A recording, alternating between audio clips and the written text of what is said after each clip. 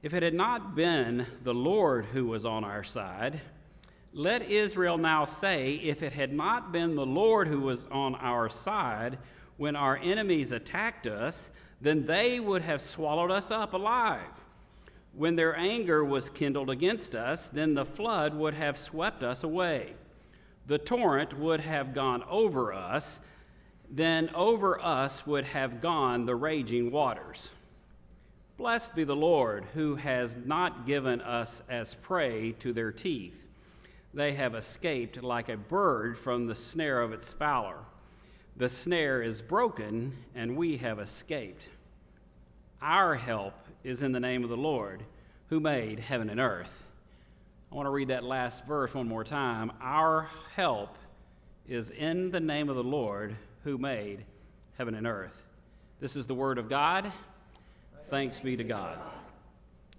So I think one of the hardest things we almost all do is start. Getting started is always difficult, is it not? I think that's a pretty universal thing to say. And this week, interesting enough, as I was looking at some commentary about that particular passage, something that for me was totally unexpected, I found an article that was from a book that I had never seen or heard of before. And it's one of those books, have you ever seen one of those books that has a title that's pretty small, but the subtitles take up the rest of the whole book page, of the front page of the book? Well, that's the way this book was. And the name of this book is Start. That's just the name of it. That's it, Start. But I want you to listen to the subtitles. And this is what caught my attention. It says, Punch Fear in the Face. Escape average. Do work that matters. So in this particular author's, at least his humble opinion, that when we get started, sometimes we do have to punch fear in the face and just take over, and that's the time when we can actually do some work that counts. And in this, there's a couple of things he talks about, but one of the things he talks about is that a lot of people like to get all of their ducks in a row before they start. Y'all understand that term, right? Making sure you're sort of got things all lined out before you start. Now, most of y'all know that I was a director of financial planning for a retailer for years before I went into the ministry. And I had a buyer, I'm going to call him Scott, because that's his name. And y'all don't know Scott, so it won't make any difference anyway. But Scott and I had been friends. He actually had worked for me as a planner, and he wanted to go into the buying office, and they promoted him to an assistant buyer and then eventually a buyer. And he was one of the buyers that I worked with, and Scott was one of those people who had to have all his ducks in a row. All right? He would call my people, and they would do endless amounts of analysis and other things, and Scott really almost wanted a guarantee that whatever he bought was going to do well and sell before he ever bought it. Well, I can tell you that in the industry, that's odd. Most buyers would have most of the time worked on a very different thing. They would call me from New York and say, I need $1 million to put this great thing that's next to sliced bread into all my stores. Can I have the money? And I'd say, hold on, let's get a few ducks in a row first. So there's some place in the middle of all of that, which is balance, right? I mean, you can't hold off on every start that you make or every decision you make until you get all of your ducks in a row, but going off, may I say willy-nilly, without much hope of what you may come out of it is also not necessarily prudent either, right? So somewhere in the middle, there is some kind of balance. But this author, whose name is Jon Acuff, who wrote this book, says that that fear is that thing that keeps us from doing a lot of things we should do, all right? And one of the things he actually says, I'm going to give you a couple of quotes from his book because I really did enjoy it. He said, fear and doubt's calendar always begins with yesterday or tomorrow. Y'all get that thought? That fear always depends on you, either something that's in the past or something that's in the future, right? And then he says, you've got today, and today is all you need to start. And his theme throughout the book is that often the most important thing that you can do is begin. Now, I've been around people who have done things, both ways. I have been in the middle of projects where people are saying, well, you guys are just building the airplane as you fly it, which sometimes is a little bit scary. But sometimes you have to get a project off the ground and get it going before you really can understand exactly what you're going to face, right? And so that approach does take some success with what we do. But those things, there are things that can be done as you start. But the most important thing is to start in some instances. And that's not a bad thing. So this book also tells us that there's kind of typically two different reasons why people have a hesitancy to start on a journey that takes them a place where they're uncomfortable. So in other words, they're out of their comfort zone. One is that they either think that it's overwhelming, it's too much, it's too hard, it's too whatever, right? There's some overwhelming aspect of it. Or they say, even if I was totally successful, what difference would it make? Have y'all kind of heard both of those excuses sometime in your life? Oh, this is just too hard, we can't do it. Or this is just, even if we were successful, it wouldn't make it wouldn't be a drop in the bucket. And so that's, I think we face that within the church. I think we face that in a lot of ways in the church, but I think we also face it when we are talking about money. And I always have this little bit of me that says you should apologize to people that are here for the first time when you start talking about money. But the truth is that the Scripture talks more about money than almost anything else. And Stewardship Sunday is coming next week. And what we have asked you to do this year is that we want you to prepare for that most important spiritual decision by reflecting on this question. What is God calling me, or in the case of a family, us, to give as a percentage of my income? That is a personal spiritual question. And there's, I think, three kind of people that typically answer that in my time as being a pastor, and even before that as a layperson, when I actually headed up quite a few capital and stewardship campaigns. And the first one is the one that says this: I feel like God is calling me to give 10% of my income. I've had people tell me that straight up. I want to give 10% to the Lord's work, and I've been thinking about that for a while and for several years, and I want to begin that spiritual journey today, this year, now, as we make that commitment. I think that's a wonderful way that you might hear God speak to you. I hear other kinds of people respond to that question like this: eventually, I would like to begin tithing, but I'm not ready to do that this year.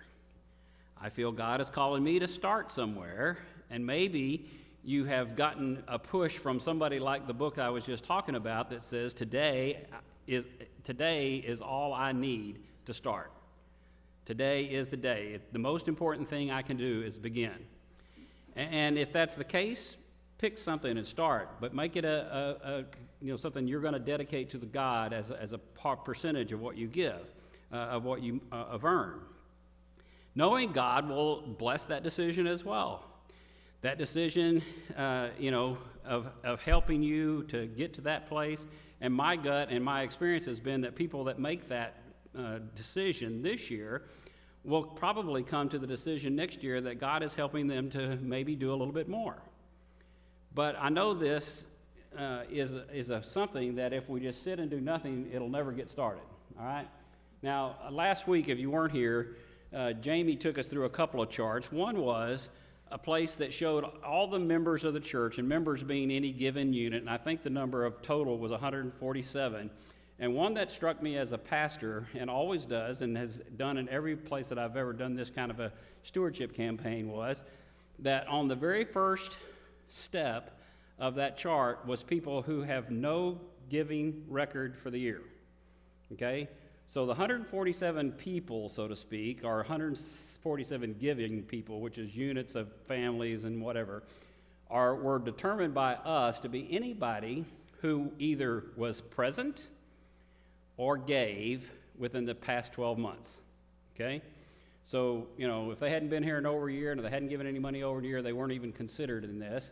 So this is people who had some either been here or given something, and there were 20 of those units had given zero.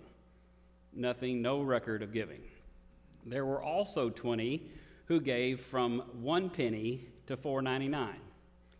And for me, out of 147 people, that's a little astonishing that we had 40 giving units that have given less than a Starbucks cup of coffee to the church that they say they're members of or love and attend or whatever. And so part of me thinks that what happens, how that happens is nobody's really asked you or told you that it's appropriate to give. And I'm gonna tell you right now, I'm gonna stop that. All right, because I will tell you, I think that this is a personal relationship thing with you and God, that you should understand that God is a giving God, and God does in fact call us to give. So begin somewhere. Tomorrow or next week or that day is a good day to start. A third kind of person, and I've run into a few of these as well, is somebody who says this to me. You know what? I've been tithing for lots of years now, and I know that God has put upon my heart that when we said 10 years ago, 15 years ago, whatever it is, that we'll tithe now, then something's happened. And as the years have rolled by, we've said, wow, I never dreamed when I committed to giving 10% 15 years ago that I would ever get to the place where I felt like 10% was not a sacrifice for me. And for me, if I'm going to be somebody who is an extravagant generosity kind of person who is going to give on the account that God gave me, I'm going to move that up to 15 this year. I've had somebody tell me that. I'm going to move it up to 20. I've had somebody tell me that. And so I'll tell you that I don't believe in something that is hopefully not going to shock you, okay? I don't believe that tithing is a Christian concept. Now, some of my friends in other churches might disagree with me, but here's what I want to tell you about that. That was an Old Testament concept, and I want to read to you Acts 2 that says, "A deep sense of awe came over them all," talking about the new converts to Christianity. "And the apostles performed many miraculous signs and wonders, and all the believers met together in one place and shared everything they had. They sold their property and possessions and shared the money with those in need.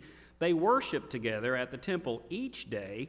They met in homes for the Lord's Supper, and they shared their meals with great joy and generosity, all the while praising God and enjoying the goodwill of all people.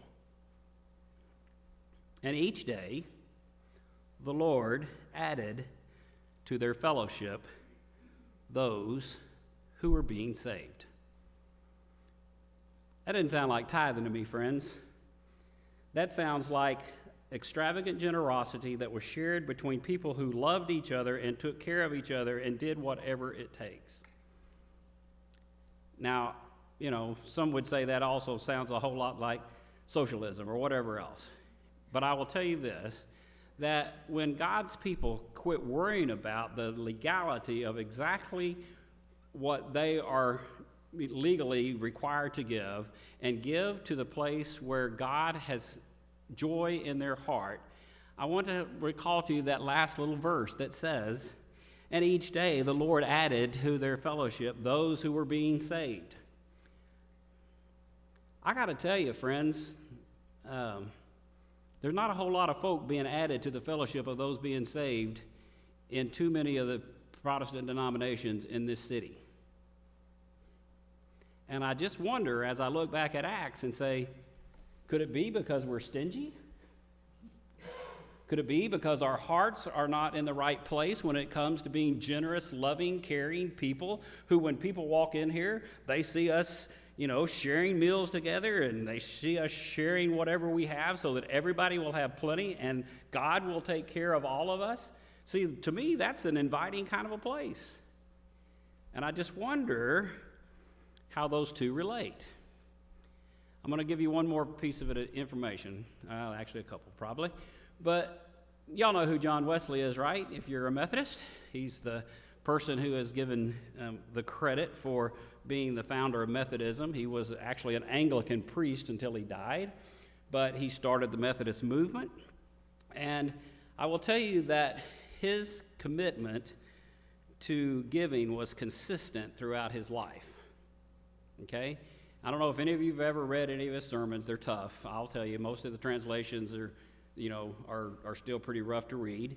But his sermon on the use of money brings us really to three things, which is, he says, to earn all you can, save all you can, and give all you can. Now, I will tell you there's some caveats to that. He says, earn all you can honestly, more or less, right? You can't cheat anybody. You can't, be dishonest. You can't do stupid stuff. But earn all you can. And then to save all you can. But the saving all you can in the way that John Wesley approached it was that you don't go and buy stuff you don't need so that when somebody else needs it, you can give to them. And that came to the last point of give all you can. So John Wesley grew up in a household that was destitute. His father was an Anglican priest who never amounted to a big church. He had lots of brothers and sisters, and they didn't have 2 pennies to rub together most of their life. Now, John Wesley followed his father into the priesthood, but decided he was going to be basically a professor at Oxford University. And the first year that he was there, he made 28 pounds a year, which was more than his dad had made in the last 20 years. And he lived on 28 pounds. But he also made a commitment that he was going to do what he said in his sermon. And the next year, his salary was raised to 30 pounds. He lived on 28 pounds. He gave 2 pounds away. By the miraculous workings of God, the next year his salary was doubled and he made 60 pounds and he lived on 28 pounds and gave the rest away.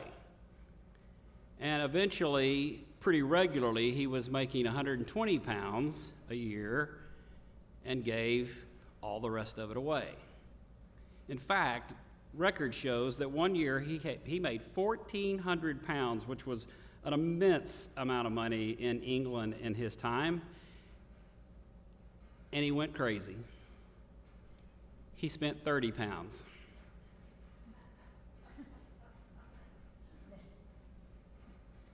Oh, to be like John Wesley and live basically on what you did the first year you were in college and give away everything else. He said that if he were to have more than $10 in his possession when he died, you could call him a robber. History says, I've heard this number, but I've never really seen it absolutely verified, but history says that he had $9.43 in his account after they buried him, after making what would today be millions of dollars. He had enough to bury himself. He had enough to feed himself through the years. He had enough to take care of himself, but never more than he needed. So I don't know if any of y'all read Forbes magazine. It goes back to my days as a financial planner.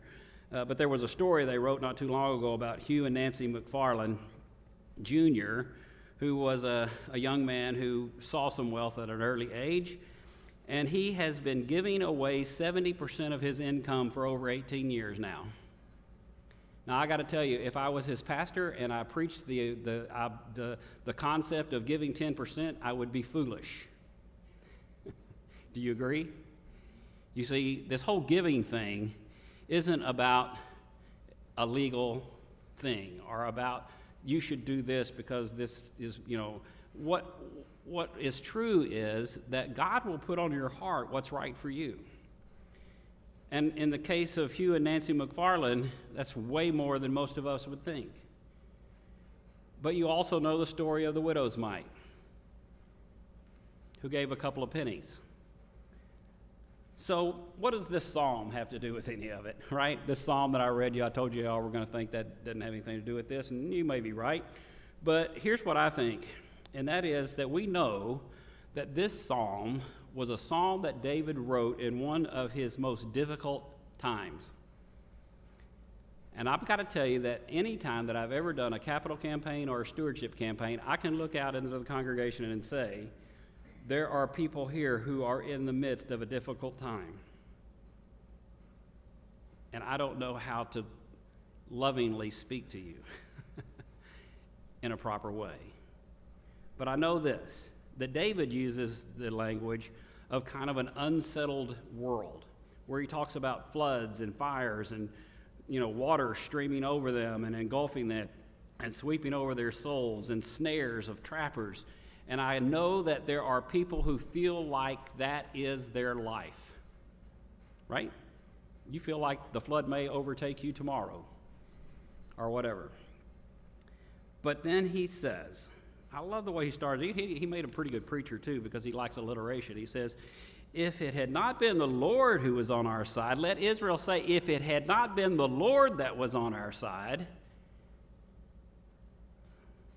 we'd have been done away with by our enemies. And he comes to the end of that statement and says, our help is in the name of the Lord, who made the heaven and the earth. And the snare that is pictured in Psalm 124 breaks open wide and the bird goes free. You see, part of that interconnectedness that we have with the world is that sometimes we are fearful of doing what we know God is calling us to do. And David's imagery to me is very similar to and it reeks of the same kind of concept that we have when Jesus walks out on the water and Peter is in the boat on the edge of the boat and he says, let me walk out to you. And Jesus says, come on. And he takes the step out of the boat, and as long as he's focused on Jesus and is understanding that God is there in the form of Jesus to take care of us, he walks. And as soon as he takes his eyes off him, he sinks. So while Peter was focused on Jesus, he was able to do the impossible and walk on water. Once David got his eyes off of the enemy and the storms around him and the snare that was thrown up to catch him, he says, yet I know what it had been like if the Lord hadn't been on my side. And he says, our help is in the name of the Lord, who comes or who makes the heaven and the earth. So one of the things I do, and this, y'all will kind of get to know this sometimes, but as I study Scripture, particularly in short passages, if I'm trying to determine what a passage's focus should be or what the important part of the passage should be, sometimes I go and count words. Remember, I'm a math guy, okay? And I like that kind of stuff. So maybe it's not your thing. But I will count words, and if I read a passage and the word love is in there like 13 times and it's only about 4 verses and there's no other word really repeated, I'm pretty confident in saying, this was about love. Has something to say to me. Maybe I better look and see what it says about love. Well, I want to do something this morning, and that is I want to give you a count of some words that are in the whole Bible. This is the whole of the Old and New Testament. All right? Do you think the word believe is in the Bible? Raise your hands if you think believe is in the Bible. Anybody got a guess how many times? 273. 273 times God speaks about belief. You think praise in there? Better be. It's in there 371 times. The one I've already mentioned, love. That's got to be more, right? Because people say that's the red thread that runs through the whole series. I mean, it's what the Bible's all about, start to finish. 714 times the word love's in the Bible. How about the word give? Anybody want to take a shot? How many times? Yeah, how many times? Sweet, that's close. Add a bunch to it. 2,172 times the word give is in the Bible. Now, I don't know about you. If I was just an innocent bystander reading through the Bible, I would have to say, there's something about giving that has something to do with this relationship that we have between God and man. Because God has mentioned to us that giving has some importance in a real high number of times. And so when we do that, when we prepare for next Sunday, when we prepare to say what we're going to pledge to this church for a year, I know that each of us will be praying for God's guidance as we prepare to answer that question. And I got to tell you, 100%, I believe it's a spiritual question. It doesn't have to do with us paying the electric bill or us, repairing an air conditioner or putting a new roof on this place. I think God wants us to be comfortable, but I don't think he cares too much about whether our roof's leaking or not as compared to the fact that God wants us to understand this generosity that is so much a part of his nature, that I think is so much important part of our nature, that when it was shown in extravagant ways in the early church, it said that people were added day by day to the number of people who were saved. That's what's important to me. For some of you, the most important thing you can do is begin. For others, it's taking a next step. It's thinking about is that really calling me to? Can I give maybe into the next level on that chart? But for some of you, it's rejoicing in the abundance of God's goodness and responding with extravagant generosity to everything that God has done for you in this place and in this time, and for this church throughout its history and even to its future. It's about our relationship with a generous God. Amen.